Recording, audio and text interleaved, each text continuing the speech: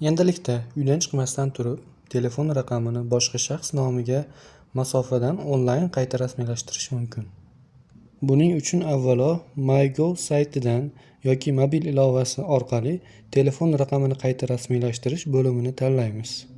Bu xizmat hozirda Uztelecom, Ucell, Beeline, Mobiuz operatorlari uchun mavjud bo'lib, Humus uchun mavjud emas. Operator tanlangandan so'ng boshqa shaxs nomiga o'tkaziladigan telefon raqami yoziladi.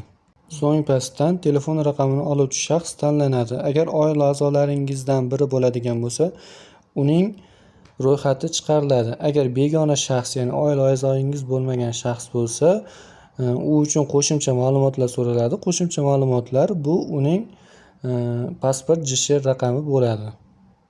Yuqoridagi amallar bajarilgach, keyingi tugmasi bosiladi.